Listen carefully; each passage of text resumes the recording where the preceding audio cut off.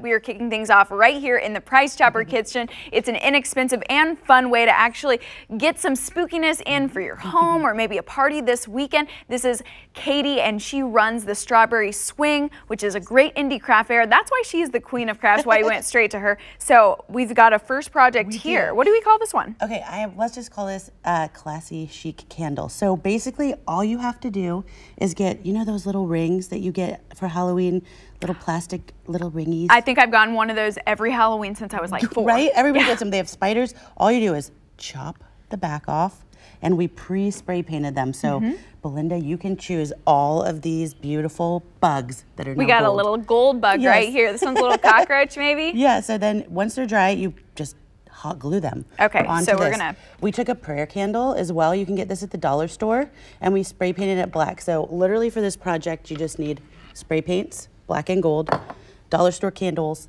and the little plastic Halloween rings. Okay, and we start gluing the bugs on, and this is such a fun.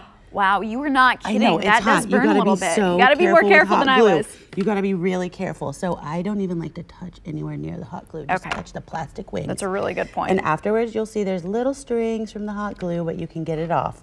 I even spray painted one of those fake rubber snakes that kids play with to make it extra creepy for Halloween. I mean, that's sort of a throw to Harry Potter and maybe the Chamber of Secrets with the giant serpent. I didn't even think of that. That's so awesome. It really is. Maybe we add on a little scorpion. You can add a little. Be careful with the hot glue, Belinda. Okay, and here's what we're making. There's a picture up right now, and we can actually see one of our other projects that we are going to work on here a little later on. But it was really spooky, and I think this would make a great addition to any Halloween decor. Yeah, totally, and so easy. And then just light it, and you'll have a creepy little thing. Okay, now let's keep it moving. We've got another project over to my left. Yes, this one involves fire too, so let's be careful. Fire. We have to light. Yeah, you're gonna light this one, okay? And what we're gonna do is this is kind of like the age-old trick of we're gonna drip the red wax. Once it gets hot, you'll kind of just like hold it over the front and drip it, and it will be like blood going down the candle. Okay, and we can see a pre-made one right to my left. Yeah. Let me see. And how's the drip going right now, we Katie? can't really see it. I think you're doing it. I think it's going. Yep, there it goes. Going? Yep. All right. It's starting to go down. It kind of is time consuming, so it takes about 5 minutes to get it all around it, you know, so this will just show a little bit of how you do it. And you can get those candles for like $4 total. And I'm looking at a finished one right now. That looks so spooky. I think that would scare any little goblin or ghoul coming up to your doorstep. And it's just so easy and so affordable. Okay, so I'm gonna blow this out for a second. You guys get the idea.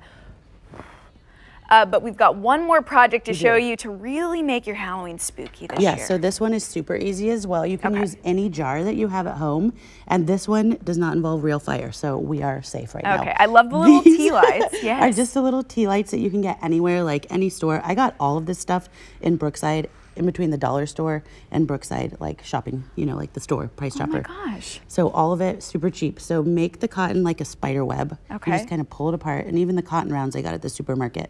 Okay. Or the dollar store, whatever, and kind of cover it up and then start sticking. I like to use the black bugs on this one. Oh yeah. Because they look more realistic. It's contrasting. And the thing I love about this is you're actually not marking anything up. You could totally reuse the mason jar, the bugs, the little tea lights. Yeah, we can even use a cotton to take our nail polish off later if you need to, you know? If we needed to. Hey, I think we need to put this big ant right there. He's pretty scary there. Yeah, no one wants him crawling around the house. You can just put whatever you want in there. I mean, I guess we could try and get a snake in there, but...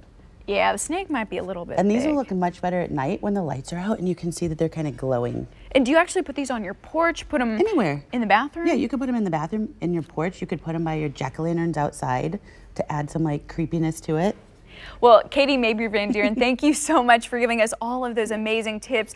And these are great DIY Halloween projects you can do at home. Right.